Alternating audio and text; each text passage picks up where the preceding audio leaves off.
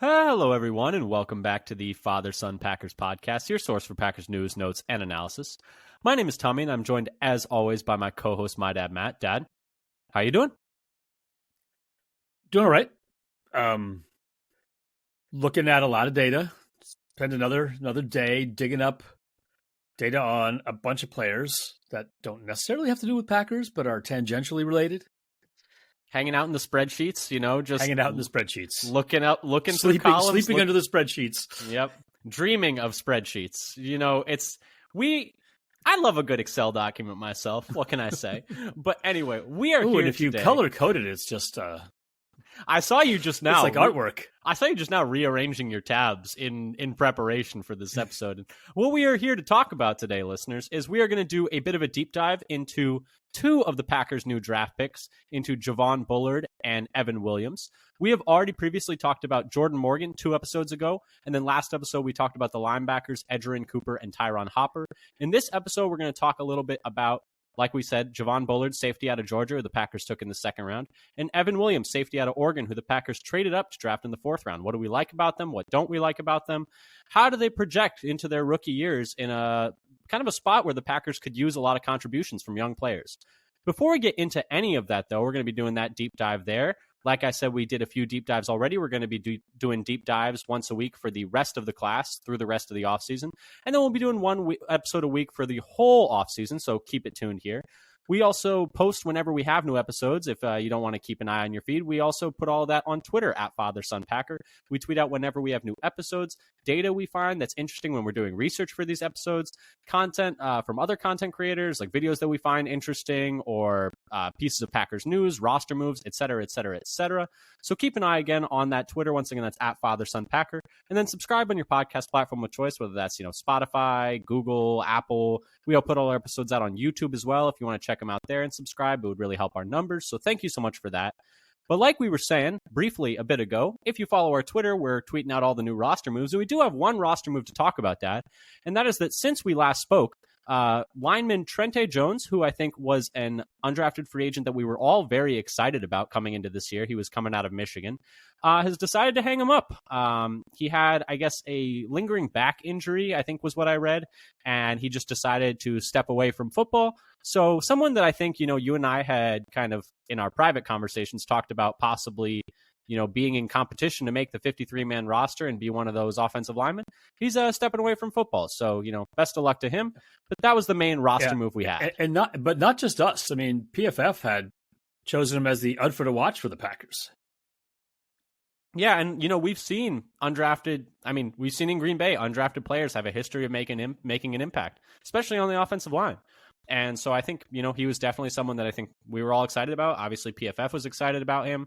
And, obviously, hope he's doing okay. Hope everything's going all right for him. And like I said, wish him the best going forward. And then the other piece of news we had, Dad, is just yesterday, the schedule officially released. Dad, what is your take on the eventification of the schedule release? What are your thoughts on that? As the old curmudgeon of the podcast, what are your thoughts? The fact that they managed to drag out the schedule release over 3 days? Because by getting a few leaks here and there to make a little teaser here and there to keep people interested, and then they release somehow make this big event out of the schedule when everybody already knows who the opponents are. Yeah, it's just when. And who's home and who's away. We already know where and who. We just learn when. And it is a big event. It is a little funny. Although I do, obviously it's each of these teams' social medias. It's their Super Bowl. It's the social media team's Super Bowl. And I did want to quickly shout out the Packers social media team, because over the years, I think, they've come under criticism. I know David Bakhtiari has criticized them.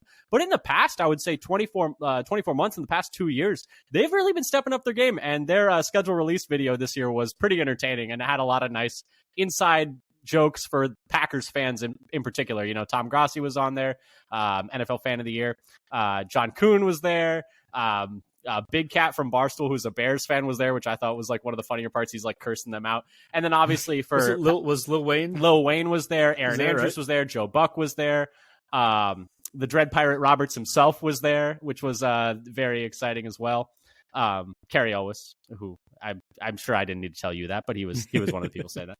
And then player wise, they had Jordan Love, Jair, and Preston Smith, and then they also had Larry McCarron. And Larry McCarron, made a joke about his pinkies, which I think was very funny. I enjoy a good Larry McCarron pinky joke.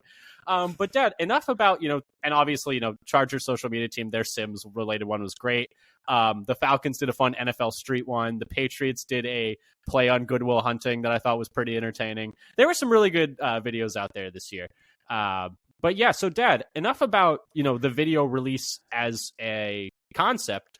What were some takeaways? I would just say there's just one more little bit of news, and that's that the NFL draft ball, like the Olympic torch, has made its way from Detroit to Green Bay, and the countdown clock for next year's draft in Green Bay is already up. Yes, 300 and whatever number of days. I could not tell you specifically, but yes, I think someone said Green Bay is on the clock, as it's ticking. But speaking of schedule, like we just were, Dad, the Packers schedule is out, 17-0. Obviously, we don't need to discuss, win-loss record or anything. We could just skip our predictions because just skip it. 17-0. We already know. Easy peasy. But more seriously, I think we each like came in with like 3 takeaways we had from the schedule release. Want to hit me with your first? Yeah, so one of them was something we already knew, but is that basically the Packers have 9 home games. It's only 7 true road games because one is a neutral site game. So unlike when last time they went overseas, they lost a home game.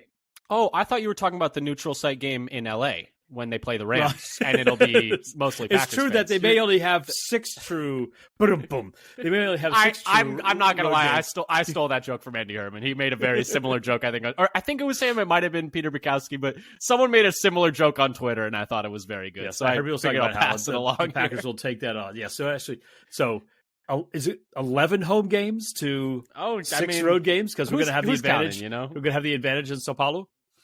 But yeah, like you said, though, in all serious, 9 home games, 7 true road games, 1 like a kind of neutral site game in Brazil where, the Packers are very popular in Brazil. So maybe that's even more of like a pseudo home game for the Packers. But yeah, that's as much as you could want. For me, I would say just overall, like it feels like a pretty good schedule, not in terms of strength of opponents, because I think it is a stronger schedule in terms of the teams the Packers have to play. A good number of teams that were playoff teams last year, teams that had good records last year. I think I saw by like 2023 win-loss record, they have the 4th hardest schedule. But in terms of when they're playing teams, I think it's a pretty, decent setup for the Packers. So for instance, Packers are only at a rest disadvantage twice in their schedule. So a rest disadvantage is, what it sounds like. You have fewer days of rest than your opponent. And that is the Vikings in week 17, where the Vikings have 1 extra day of rest because the Packers are coming off playing Monday Night Football, and then they play on Sunday. So the Packers have 6 days of rest, Vikings have 7. And then the next is week 18 because the Bears are coming off a Thursday night game, so they're going to have 3 extra days of rest there. So only 2 games, though, with rest disadvantage is a really good thing for Green Bay. Dad, what was your next takeaway, or did you have any thoughts on that one? Yeah, so... Well, that's actually kind of big. I feel like we've had other years recently where we had big rest disadvantages. So this is pretty nice actually. With I think we are overall for the season like plus 7 rest days or something like that, where we've got more rest days than advantage than we're giving up. It's something like that, yeah. It's something like that. I like where the bye is this year. Yeah. In week 10. I think this is the best position bye we've had in like 5 years. We have like week 5, week 13, like too early or too late. I'm of the mind that in that sweet spot. I'm of the mind though, for me at least, as long as it's after week 9, I'm fine with it. I just don't want too early of a bye. Like, but yes, you do run into like situations where it's like, okay, like if you have a week 13, week 4, like a later bye, then you are running on fumes by the time you get there. And so it is nice for week 10 to split it clean in the middle and a little to the later side. Yeah, I think that really late bye was something we could have used an earlier one in. Let's just say I would a million times out of a million rather have a week 13 bye than a week 5 bye. Like I would rather week 5 sucks. Yeah, having the first bye is like, okay, so I'm just going to be on fumes going into the playoffs if we make the playoffs. Yeah. Cool. Sick. The, Very the, fun. the worst thing like that I've ever seen was the year it was like Tampa and Miami had a like week 2 or week 1 game canceled by hurricane, and that ended up being their ended bye. up being their bye. Oh, that's brutal. I'd forgotten about that. Oh, that would just be so rough. The next little bit of notes on the schedule that I found was 6. This is actually per Warren Sharp on Twitter. He dug this up. But of the Packers' 9 home games, they should have, a bit of a extra leg up in a few of them, because 6 of the 9, so we all know, Lambeau, outdoors, inclement weather at times, can be tough for teams to come in, but it can be especially tough for teams that aren't used to that climate. And 6 of the 9 home games the Packers are having are against teams that play in domes, which is exciting. And then another 2 are from warm weather, San Francisco and Miami. So 8 of the 9 teams the Packers are playing in Lambeau this year are not used to weather being a factor in their games, which is, I think, another plus for Green Bay. I think, I think the Packers wouldn't mind a little bit of a cold spell. Say when in late November when the Dolphins come to town. Yeah, when the Dolphins come to town, when the Niners come to town, in that little back-to-back right there, wouldn't mind it at all. For sure. And, if they want to have an especially snowy, cold winter, I mean, obviously it's easy for us to say living out here on the West Coast, like, yeah, have it snow a ton, have it be super cold. I'm sure everyone in Wisconsin's like, hey, what the hell? Hey, what the hell, guys? Yeah, you guys have no downside to that. Thank you, though. But I did find that interesting. Dad, what was your next thing on the schedule that you took an eye to? So one thing I was thinking about this, that comes out I hadn't really thought about before, is like how many young quarterbacks the Packers are going to be playing against this year. They'll have 4 games against rookies, 2 against McCarthy and the Vikings and 2 against Williams and the Bears, but also 3 games against second-year quarterbacks. Mm-hmm. So Stroud, looks like he's got his feet under him already. Yeah, but they're also playing Anthony Richardson of the Colts, and he's only played 6 games, and they're playing him and they're playing him week 2. And Will Levis, and he's only been in 8 games in a bit, and they're playing him week 3. Exactly. And so you mentioned 4 games against rookie quarterbacks. Do you think there's any chance it's Darnold week 4 versus the Vikings that we won't be seeing McCarthy yet? Fingers crossed. I was going to say, hopefully. I agree, though. I mean, it just kind of is the nature of the league, though. There's just a lot of young quarterbacks right now. It's been a big couple years of turnover at the quarterback position in the NFL as a whole. The next thing that I wanted to just take a look at is something like very granular. But the Packers away game in Jacksonville, I took some interest in because while, Packers are going to have to travel, and have, struggled in Jacksonville, most recently losing to the Saints in Jacksonville, I think was the last time we played there. But yeah, that was the game that got moved there. We're like, oh, they're going to lose their home field didn't advantage. Matter. It's going to be just amazing for us. Absolutely stomped on. It was horrible.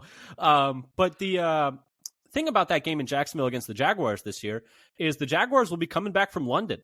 And not only will they be coming back from London, they'll be coming back from 2 weeks in London. They have back-to-back games before they play the Packers in London. So hopefully they'll be jet-lagged for that game and a little out of sorts. But, they'll be traveling for that game kind of themselves as well. So just something to, note is that so another road game the Packers have is kind of a, not quite as damaging as other road games might be. Dad, what was your last thing on the schedule?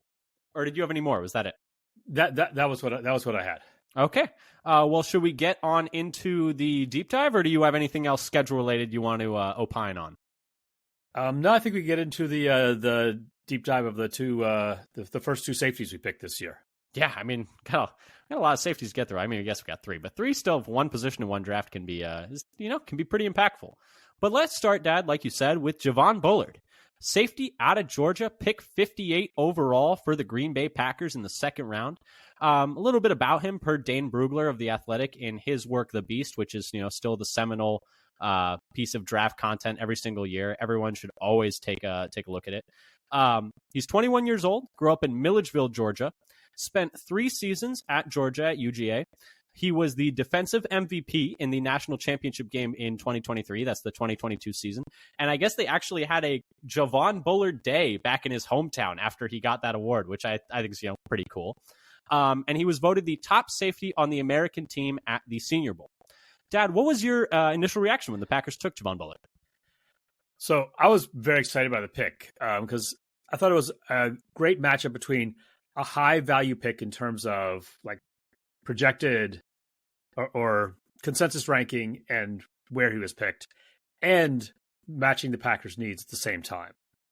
I also really liked, and he had one of the most excited reactions for a player getting drafted I saw with his "not safe for work" yell after getting the call from the Packers. Yeah, I'm an effing Packer. Did you see what he said afterwards? He said, I can't fake the funk, man. I'm just, I think he's like, I think it was what he said. And he's like, I was really excited. I can't fake he said something too about like, he's surprised he was able to get away with it because his grandma was there, his mom was there, and like he's not supposed to curse. I can't imagine saying that. I can't imagine I ever would have gotten away with saying that in front of my grandma or your mom. To be fair, yep. Or my grandma, to be honest. But no, yeah. So he seems, very excited to be a Packer, very excited to be in Green Bay, and I watched his interview as well. In the locker room, and he seems very, likable, very, amicable. He seems a very high energy guy. And my reaction when the Packers first drafted him was I was super excited. This is probably my favorite pick from the draft. He was a guy that I was very, very high on. He was one of my favorite day 2 guys.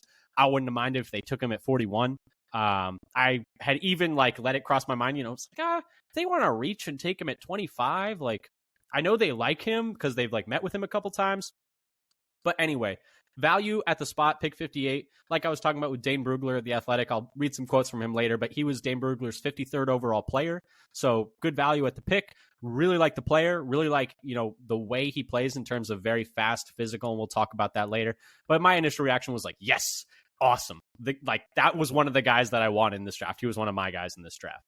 Dad, do you want to talk a little bit about him and his physical profile in terms of his athleticism, how he compares to other safeties in the league? Do you want to take it away there?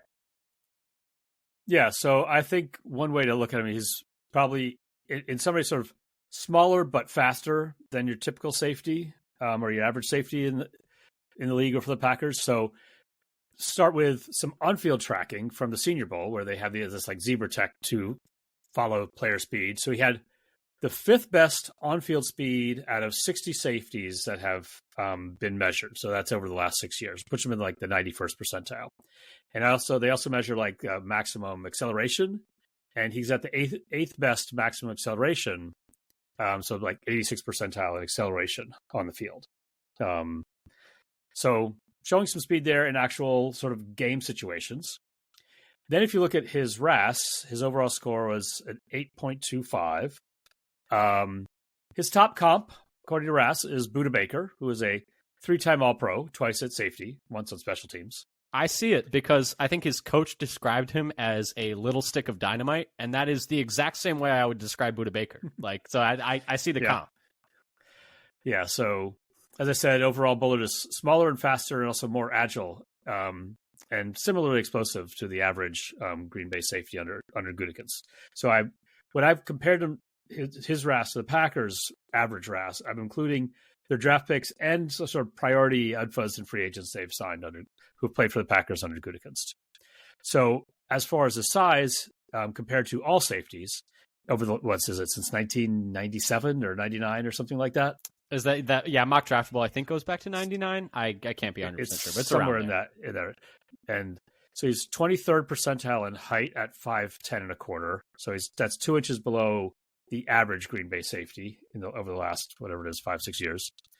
47th percentile weight at 198. So close to the middle, 9 pounds, but 9 pounds lighter than Green Bay safeties and 13 pounds lighter than the safeties that Green Bay has actually drafted. Mm-hmm. Smallish hands, 23rd percentile, 9.25 inches. So 9 inches, which is a quarter inch smaller than Green Bay's average.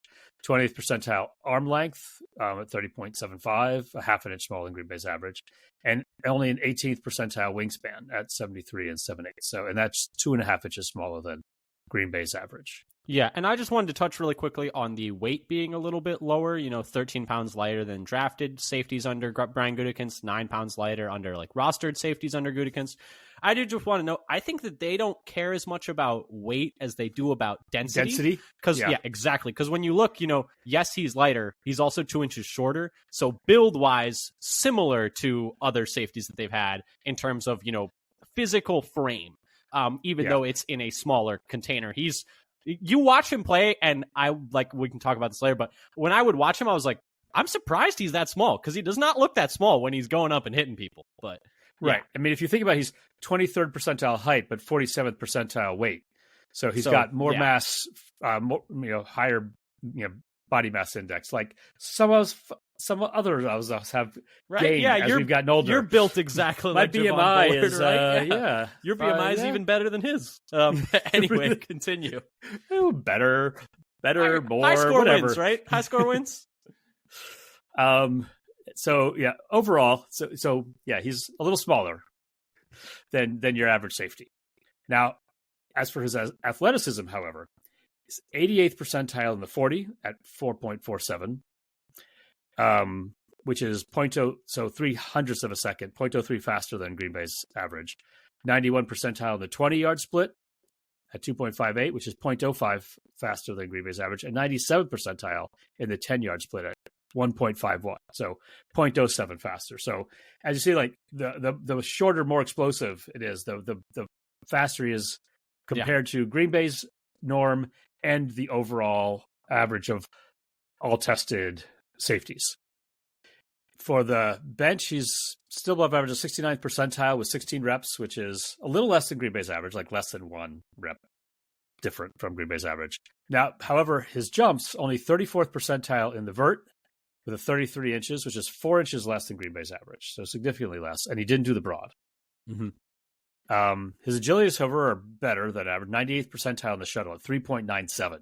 Which is 0.31, almost a third of a second faster than Green Bay's average. So that's a big, big difference. Yeah, when you say a third of a second, it doesn't sound like a lot. Trust, a third of a second, that's a big gap. That's a big, big gap. Yeah, and 69 percentile of the 3-cone with 7 seconds flat, which is 0.16, a sixth of a second faster than Green Bay's average. So overall, you see is like smaller than Green Bay's average, but faster, more agile, but maybe not as explosive in the jumps as Green Bay's average. So I did the same exercise I did last week with the linebackers. How do his numbers compare to all-pro safeties? So I dug up all the all-pro safeties from 2014 to 2023, which gave me 25 players, including going back in one year of Charles Woodson. That's fun. Shout out Charles Woodson. Whose testing was too far back to be in mock draftable. So I searched through RAS and draftscout.com for their combine and pro, so I could get both their combine and pro day numbers, and used RAS to get their percentiles amongst the position group. In this case, I usually compared it just put them all to free safety, just so it would be uniform for the percentiles, and mock draftable to get percentiles for hand size, arm length, and wingspan. And then when I for each of them, I actually calculated the RAS score based on their best possible RAS. So sometimes there'd be a pro day measurement that wasn't in the original RAS card. So I'd give them all, since some people only did pro day runs, I just took their best run for everybody, since, the RAS card will take your 40 if you only do it in pro day. But if you did pro day and combine. Yeah, and that's a bit of a cheat code, huh? Because I think, there is like a formula someone created, which is converting a 40 from a pro day into a 40 from a combine, because it's usually like 0.1, 0.08 seconds maybe it's off. I'm thinking 0.08, 0.1, something like seconds. that. Yeah, I did not go into that much detail. I was like, okay, I'm going to adjust all the pro day ones by this formula. No, I did not do that, because then I don't even know what you do for the splits. It's like, no. Yeah, no, the split, it gets more complicated when you start looking at 10, 20-yard splits. But anyway, how does he compare to Pro Bowl safeties or all pro safeties? One other thing I would say in this exercise, remember when we were looking at the linebackers last week, we saw an actual change in the average size of all pro linebackers. Yeah, over time. From just, if you look the last 5 years, they were actually had dropped even more weight, down to an average of like another like 4 pounds compared to the full 10-year. There was no such change in safety, basically at any measurement. It was kind of the same whether it was the last 5 or the last 10 years. So what measurements seem to matter? Meaning, what are the measurements you almost always have to be good at to be an all-pro safety? So the number one most restrictive one was 40 time. Only 1 out of 24 players who tested were worse than average. And that was Hufanga for the Niners. And then the 20-yard split, only 2 out of 23 with a 20-yard split were worse than average. Overall athleticism, only 4 of 24 were worse than average. 10-yard split, 5 of them were worse than average. And hand size, also only 5 were worse than the average. And then if you look at the combined agilities, and it seemed to be a little bit maybe more for the 3-cone than the shuttle, only about 25% of the measurements were below average. So these are the things where, all in all, the 40-yard dash was the most important because the 40, the 20, and the 10 were 3 of the 4 most important measurements. Yes. So speed is the most important thing. And the long speed, the 40 seemed to be the most important. When you look at the 10-yard split, instead of having just 1 outlier, you've got like 6. Mm-hmm. And that's just, we're just talking, in terms of what an all-pro safety looks like. It's not just like, hey, you don't have to be an all-pro to be a successful safety in the NFL, but this is just what the top-end safeties, what a top-end safety looks like. Right. What you need to be, presumably, to be a top-end safety. Now, the measurements that seem to matter the least, half of the all-pros are below average in height. And for weight is maybe a third. So maybe weight matters a little bit more than height. So height seems to be irrelevant as long as there's probably, I'm sure there's a threshold where it becomes relevant. Yeah. But it makes some sense in some in some ways if you think about it, because the taller you are, sometimes it becomes harder to turn, more difficult to turn. Your hips are a little stiffer. It's rarer to see bigger players that are as like oily hipped in terms of their turning ability. So it makes some sense, I would say. Yeah. And half of the players were below average in arm length and in wingspan. So that didn't seem to matter so much. Being like really long actually doesn't seem to correlate with your ability to make it be an all-pro. And the vert and the broad, almost half of those players are below average. So the jumps don't seem to matter that much either. Now, if you compare Bullard to this all-pro safety set, just starting for the measurements that actually seem to matter, Bullard is in the top 40% in 40 times, so a little bit above average. Third best in the 20-yard split and second best in the 10-yard split amongst these. If you put him into this group, because he's going to be an all-pro in this group of all-pro safeties. Yes, of course. Guaranteed. All 11 picks are going to be pro. All 11, pros. Right. We could do this. We could do this, and we should do this exercise with all 11 picks. Yeah, because definitely. they're going to eventually to go into this group anyway. Easy peasy. Just add them to the sample size. Yeah, they're part of this population. So, but he was slightly below average in the 3-cone. But it was interesting. He was a little bit below average in the 3-cone in this group of all pros, but second best in the shuttle, the short shuttle. Yeah, isn't that? It's kind of interesting that he did so well in the shuttle, and then the 3-cone is just okay. Yeah, and he's kind of middle of the pack in overall RAS. So, kind of similarly, does better in the speed and some of the agility, but those are also then the size. But those are the things that seem to matter more. Yeah, at least for the top of the line. The top of the top. Yeah. Which, is exciting. And I think there are a lot of exciting things, not just in his athletic profile, because, I think we've seen he is a very elite athlete. There are, some things that he's not quite as good at, but overall, in terms of overall relative athletic score, which, like we've talked about 100 times, but if you haven't heard or haven't listened to us before, relative athletic score is an awesome tool created by Kentley Platt on Twitter, at MathBomb, that kind of controls for player size when looking at their, athletic achievements and athletic testing in terms of, it's more impressive if a guy who's 300 pounds runs a 4.8 than it is if a guy who's 200 pounds runs a 4.8. That's pretty much the basic idea behind it. Looking at Bullard's production profile, there's a lot to like there as well. I looked at data from PFF for this one. And I did want to look at, normally I just look at a player's last year, unless there are specific circumstances where it's like, hey, you should also look at their second to last year. And so for Bullard, there were interesting circumstances. And the reason is In 2022, he was pretty much a slot defender only. And then in 2023, he kind of transitioned over to safety. I think they asked Kirby Smart about it, and it was more like, hey, this is how we get our best 5 players on the field, was we put him at the star in 2022. That's what they called the nickel spot. And then in 2023, they moved him back to deep safety so they could get Tyke Smith, who was also a draft pick in this past draft, onto the field. So it wasn't really to do with like they didn't think Bullard could play the nickel or et cetera, et cetera. It's just about getting him on the field and getting everyone in a good spot. So in 2022, he spent 510 of his 624 defensive snaps. So that's 81.7% in the slot. That is a lot of snaps in the slot. Pretty much he was exclusively a slot defender in 2022. So what I did was I compared his numbers per PFF to all corners and safeties in 2022 who hit at least 529 total snaps. That's just half of the max. That's just like a standard PFF cutoff. And who also played at least 50% of those snaps in the slot. And that got me down to 65 defensive backs, amongst which Bullard ranked 13th in yards per coverage snap. So, very good, upper quartile. So, and keep in mind, he's competing in the SEC. These players aren't all competing against, top of the line offenses, but so keep that in mind. But in 2022, 13th in yards per coverage snap.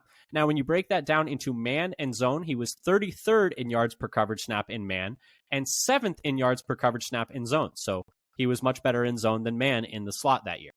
Now you look at yards per target. He was 12th in yards per target, 27th in man, 8th in zone. So better in zone as well in terms of yards per target. I prefer yards per coverage snap as a metric for how good someone is in coverage. You should be benefited by not getting thrown at. But yards per target shows like how you do when the ball is thrown your way. In terms of his tackling ability, he is an elite tackler. He was 10th amongst those 65 defensive backs in missed tackle rate, and he was 5th in stop rate, which is, number of stops divided by total number of snaps. And a stop is contextualized, or a stop per PFF is any tackle that results in a failure for the offense. So he was a big-time playmaker out of the slot, not just in coverage, but also against the run, also tackling, also making plays around the line of scrimmage. He was a disruptive slot defender in 2022. Now, you might ask, how was he as a safety in 2023? Well, we have those numbers too, so I'm glad you asked. In 2023, he spent 362 of his 596 defensive snaps, so that's 61%, as a free safety. Now, in 2023, he did still spend a good amount of time in the slot. He spent 24% of his snaps there. But here, he really was more of your standard safety. He did still do a lot of different things. He has said that he feels comfortable, playing in all 3 spots as a safety, whether that's deep in the box or in the slot. But now we're comparing him to a bigger group of safeties. We're looking at safeties who played at least 493 snaps. Once again, it's like a PFF preset, half of the max number of snaps, which breaks us down to 277 qualifying people that he can be compared against in 2023. Amongst those 277, he ranked 23rd in yards per coverage snap. So that's very, very good. Top 10%. 122nd in man, but 7th in zone. So very good zone defender as a safety. He was 14th in yards per target. So that shows that even when they were throwing at him, he was actually doing better when they were throwing at him. 112th in man, 3rd in zone. So much better zone defender than man defender by the numbers, at least. He was 59th in missed tackle rate amongst those 277 qualifying safeties, which, if you're, I think it makes sense to me that it'd be harder to be an impactful tackler as a deep safety than a slot corner, just because you're making fewer plays where there are other people around to help you, I guess is kind of where I'm coming from there. And then he was 159th in stop rate, so pretty low there. He was not making as many impactful tackles, but that kind of makes sense given the fact that he was not lining up around the line of scrimmage nearly as much in 2023. So profile-wise, what are we learning? We're kind of learning that he had more success in zone than man per PFF in both spots, both in the slot and as a deep safety, but that he is a very reliable tackler, both as a slot corner and in terms of, 59th out of 277 is still a good number. He still had a good missed tackle rate. I think it was 10.8%, which is more than adequate, very, very solid. And when he is around the line of scrimmage, he's able to make a lot of plays on the ball. So when he was a mainly a slot corner and he was close to the line of scrimmage, he was making a lot of impactful plays. So that's kind of the takeaway from the numbers deep dive. Dad, anything that you wanted to point out there that I kind of, might have glossed over? Well, one thing I just add is that the Packers have definitely shown a, attraction towards players who have played well in their second to last year in college, and it's been successful for them in finding players. Yeah, but I would say that I would not put Bullard in that camp. I think he played very well in both his second to last and last year. Whereas, guys who I think that you're maybe talking about with like Wicks, where he was good his second to last year and not as good his last year. Yeah. Tyron Hopper. Right. It was more about, why you would look at the last 2 years in general. Yeah.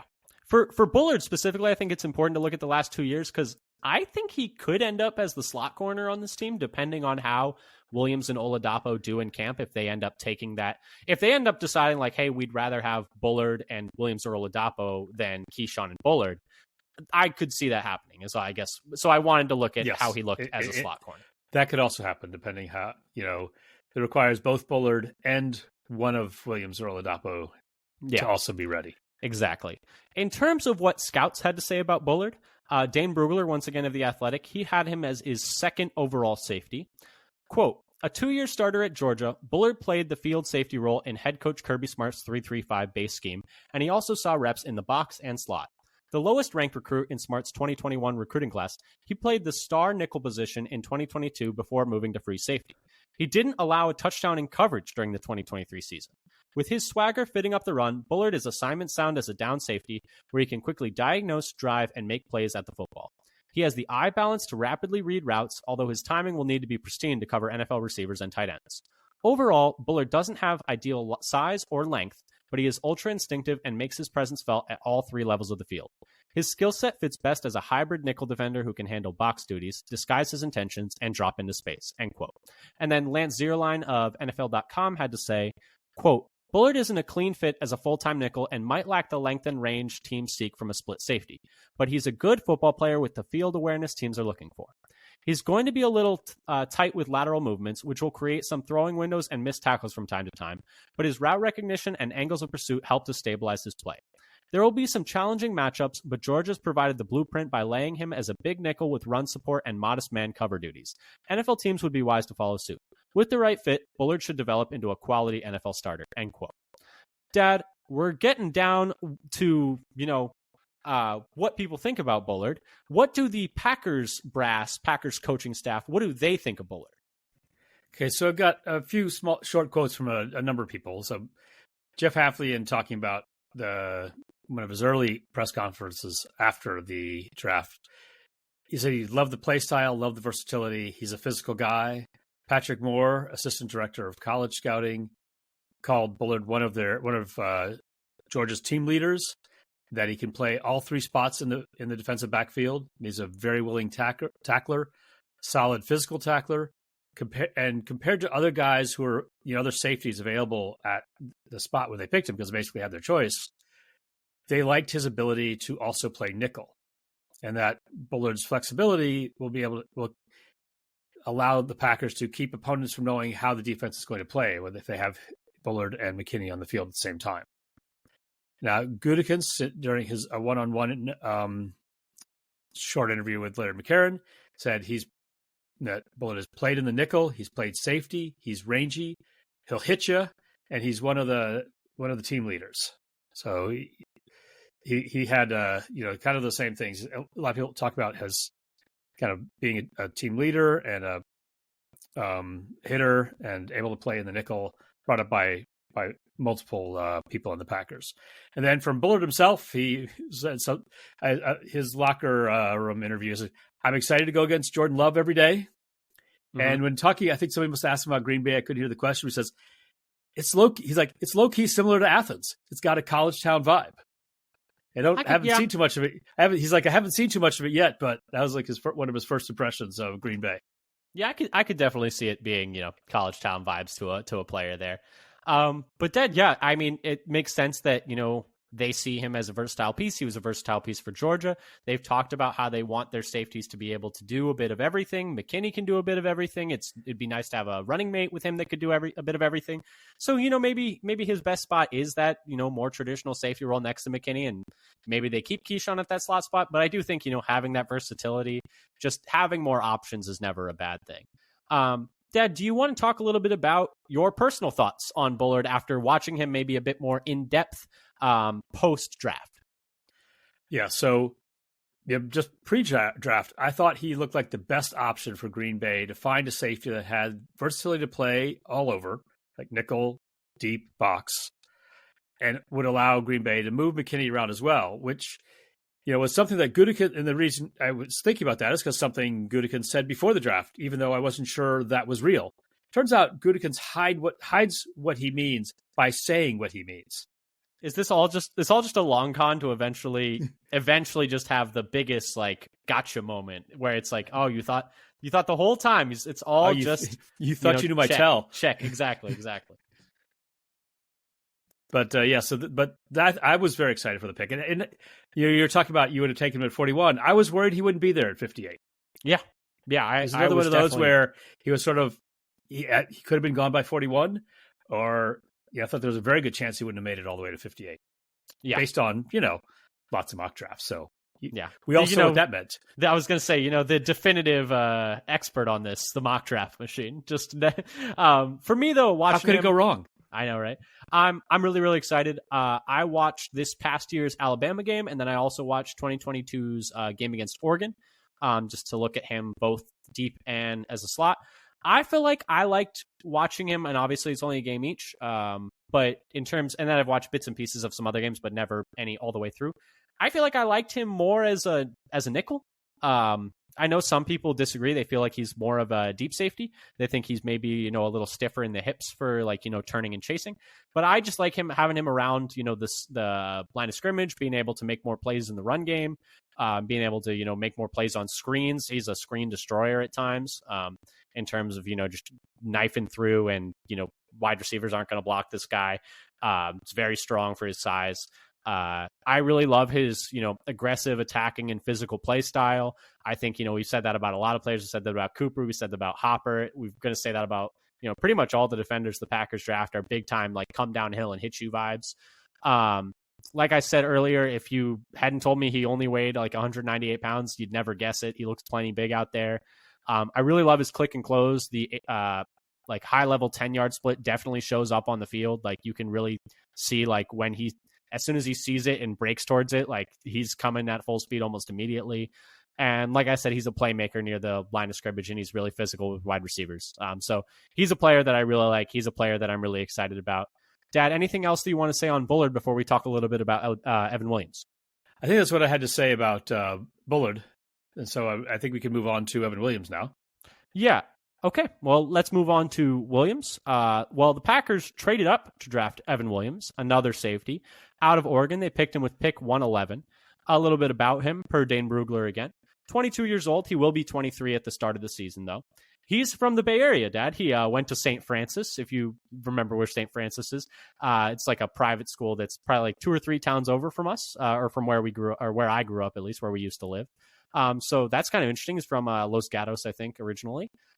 He spent 4 seasons at Fresno State before transferring for his final year at Oregon, and he was voted the top safety on the national team at the Senior Bowl, so that is pretty exciting.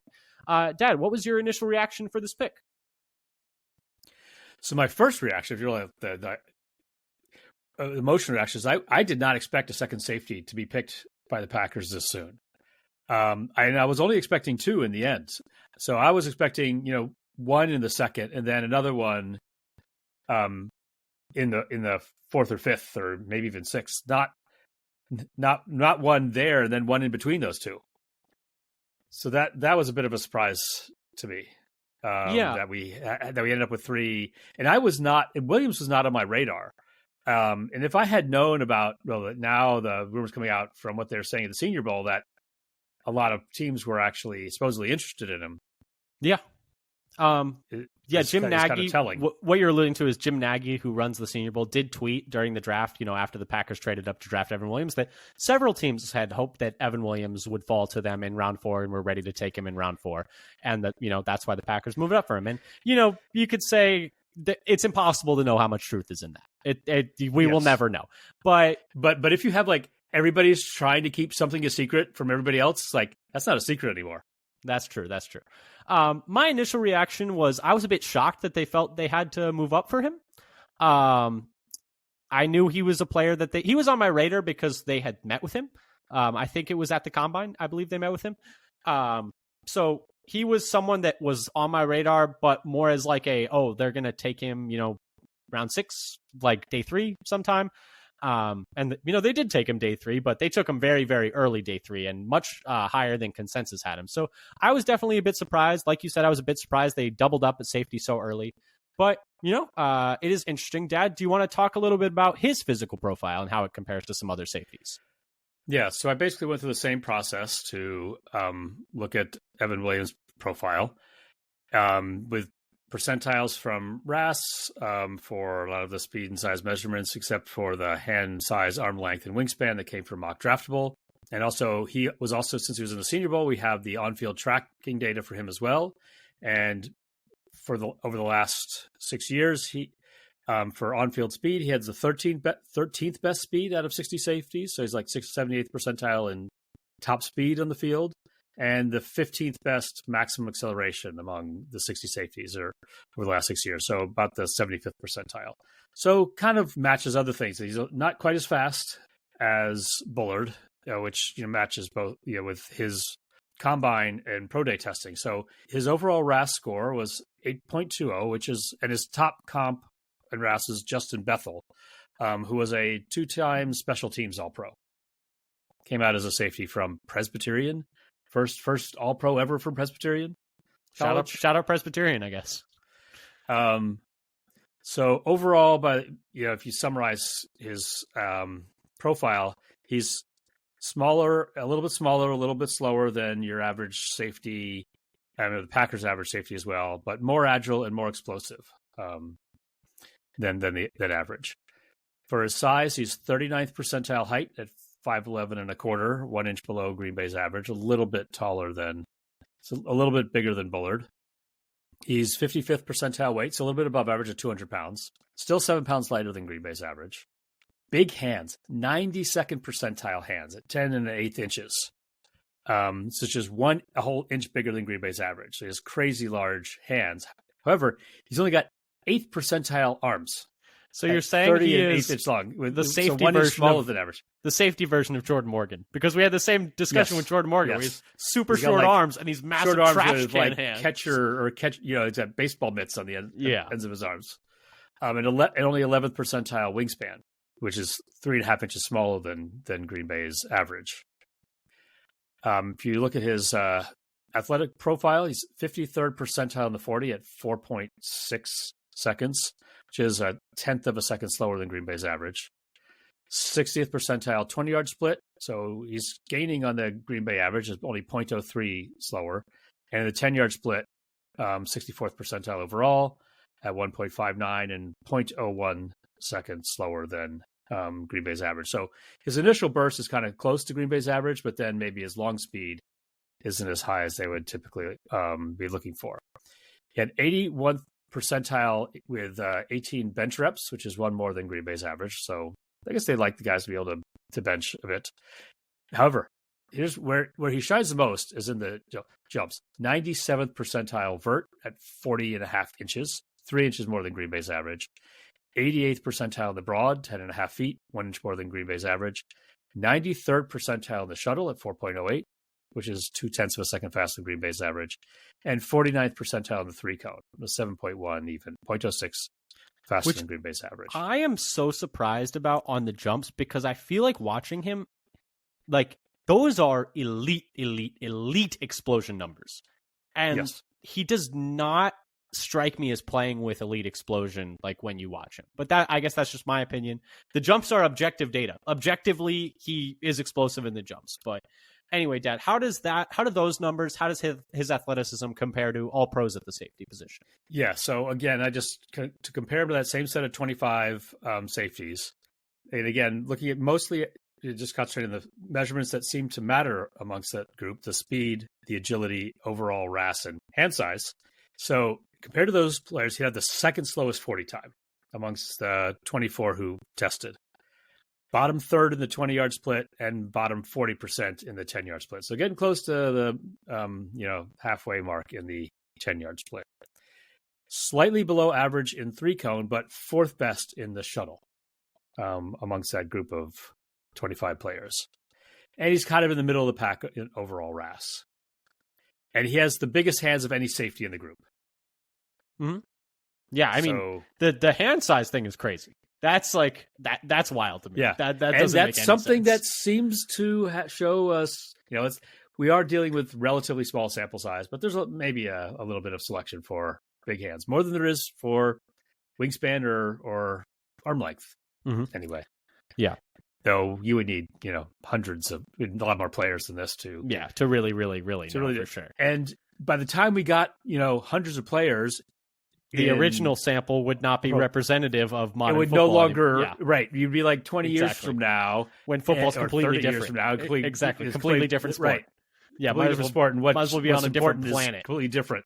Exactly, yeah. It's hard to get. Our robots are much faster now than they were 20 years ago. And I think that is the most, just as a quick aside, most challenging thing when doing data analysis for football is getting a representative sample that's big enough, because it's you can have data back to 1999, but as we talked about with the linebackers, it's like a linebacker in 2005 might as well be an entirely different position than a linebacker in 2024. You really cannot compare the two. When you look, though, at his production profile at Oregon, I only looked at 2023 with Oregon. Like I said, he played 4 years at Fresno State before that, but I really wanted to look more when he was playing against, higher levels of competition. But amongst those 277 qualifying safeties that we talked about previously, he was 54th in yards per coverage snap. So, upper 20%, that's pretty solid, especially when you consider he's playing at a big-time program. He was 98th in man and 39th in zone, so a little bit better in zone than in man. These numbers are all per PFF, like we said before. 52nd in yards per target, 103rd in man, 28th in zone, so once again better in zone. 127th in missed tackle rate, so just about average in missed tackle rate, which is, not super, super ideal. That's something that I kind of have my eye on going forward. But he was 6th in stop rate. So he was making a lot of plays around the ball for Oregon this past year. And I think that's probably the thing that is the most exciting about him is, that stop rate, the number of plays on the ball. That's definitely the thing that I think is the highlight of that statistical profile, is that he was making a lot of impactful tackles when he was at Oregon. You look at the plays near or behind the line of scrimmage. Yeah. And so I think that's probably, based on that statistical profile and based on watching him a bit, I think having him in the box is probably his best role. And just letting him kind of, be a robber there might be the best deployment of him. But I guess we will see. And I think, I hate to say this as one of the first things. I think he will be an impactful special teamer. But, I don't know that you want to use a fourth, a high fourth on a guy where the first thing you're saying is he'll be an impactful special teamer. But comme ci, comme ça, I guess. What scouts have to say about him? In terms of Dane Brugler, he had him as his 15th safety. Quote, a one-year starter at Oregon, Williams was a versatile safety in head coach Dan Lanning's balance scheme. After 4 years at Fresno State, he transferred to Eugene for the 2023 season and led the Ducks in tackles, finishing his college career with 45 starts. Although he has the size of a free safety, Williams has the mentality of a box safety with his disciplined run support and eagerness to drop the hammer. Though he reacts well to front-facing throws, he has a tough time locating the ball downfield, and his coverage bust led to big plays for the offense. Overall, Williams doesn't have playmaking instincts in the deep half of the field, but he is an energetic field presence with a trigger and toughness that are easy to appreciate. He projects as a backup strong safety and core special teamer in the mold of a Loie Gilman. Then Lance Zierlein of NFL.com had to say, Quote, Williams was a tad more consistent in 2022 while at Fresno State, but he was also put in better position to succeed. He is broad-hipped with limited agility and athleticism to a line too far away from the line of scrimmage. He's a box safety with a good feel for finding entry points and making tackles near the line. He can match up underneath, and his average in zone but will allow too many big plays against NFL wideouts. He has a chance to impress on special teams, but inconsistent open field tackling could hurt his chances of becoming a viable backup strong safety. Dad, what did Packers have to say about him? Yeah, so I got a few different quotes. So, Vice President of Player Personnel, I believe this was John Eric Sullivan in a one-on-one with Larry McCarron, said about Williams. He's a versatile piece. He can play the nickel and safety, but really his play style is what they liked. He's a downhill, come get it kind of guy. Plays quick, plays fast. He's got an aggressive play style, comes downhill, and puts his face on you. Now, the one thing that Gutekunst said and after the draft, when he mentioned that they had two safeties that had a lot of versatility, it seemed likely that he was referring to Bullard and Williams. Yep. Thinking that both have a lot of versatility to be like nickel, box, and maybe deep as well. And Sam Seal, the Packers' national scout, when asked what he liked best about Williams, said he's smart, he's instinctive, he's a good kid, and he makes tackles. He makes plays around the ball. He's always around the ball. Yeah, I mean, the versatility definitely shows up in the numbers as well. When you look at his 744 total defensive snaps he played for Oregon last year, 290 in the box, 270 as a free safety, and 165 in the slot. So pretty even, distribution of where he was taking those snaps. They were playing him all over. Yeah, so I think it's pretty clear that the Packers were looking for safeties who could line up anywhere. Yeah, they took one in the second and one in the fourth, who both have that profile. Yeah, and they, I think it's maybe a construct of, getting your best five out there, kind of like similar with the offensive line, where if you get a lot of guys who can play a lot of spots, it's easier to get better players out there altogether. Dad, what did you think about watching Williams when you took a second look at him? So when I watched his tape, I think he looks like another player who has success blitzing and trying to make plays behind the line of scrimmage. And I'm hoping that this says something about the style of defense they want to play, that they're going to be aggressive, attacking the ball, shooting the gaps, getting in the backfield, and trying to disrupt the offense. Yeah, because I do think, that he can do that. When I watched him, so I watched him versus Washington and versus USC from this past year when he was with Oregon. I did leave wanting a bit more from a high fourth-round pick, in all honesty. I think, I was maybe a little disappointed watching him. I feel like he seemed fine. He did not seem, very twitchy out there. I think it takes him a second to get moving at times. Even as a blitzer, it felt like he wasn't getting there with a whole lot of speed getting back to the quarterback. Whereas, I think in, modern NFL passing game, he wouldn't be getting there in time to, necessarily make a play on the ball at the time. I did like his mentality though, as a football player, and that's what you'll hear everyone talk about him with. But, his willingness to get his nose in the scrum, to lower his helmet and get in the pile as a smaller guy to try and make a hard tackle. When he gets his hands on people, and this probably makes sense given the fact he's got massive hands, when he's able to start a wrap up, he's getting the guy to the ground. I just think at times, he is left taking bad angles and diving at people's ankles because he's just maybe not quite as good of an athlete as some of these other players are. So I did leave, I would say, maybe wanting a little bit more, but I do think, there is a role for him that I think he can succeed in where you keep him closer to the line. You don't have him play in too much space all the time. You don't have him going up one-on-one against super dynamic athletes. But I did leave wanting maybe a little bit more. I was maybe a little bit down on him after watching him some more, but hopefully, I've been wrong 100 times. So hopefully I'm wrong again. But yeah, so that was my takeaway with Williams. Yeah, I do think he's somebody you probably want to keep close to the line of scrimmage more often than not. Which is why I think, based on his style of play. Yes, he has played a lot of different things, but I wouldn't necessarily... the first thing that I thought when I watched him was not he's super versatile, he can do a lot of different things, which is kind of how I felt when I watched Bullard.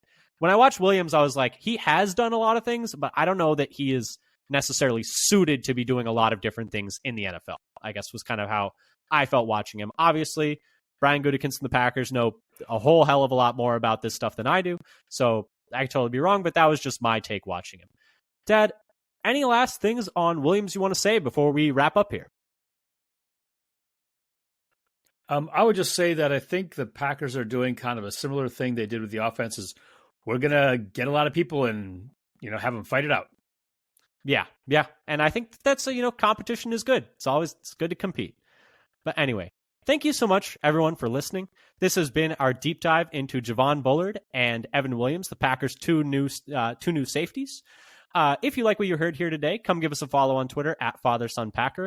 Once again, we tweet, whenever we have new episodes out, pieces of data we find interesting when we're doing research for these episodes, articles and stuff from other content creators we find interesting, pieces of Packers news, roster moves, et cetera, et cetera, et cetera. And then subscribe on your podcast platform of choice. It would really help us out. We would really appreciate it, whether that's Spotify, Apple, Google, YouTube. Hit them all. Subscribe on all of them. It would really help us out. We'd really appreciate it. Thank you again for listening. We'll be doing an episode a week for the rest of the offseason, 2 a week once the season starts. And until next time, go Pack Go. Go Pack Go.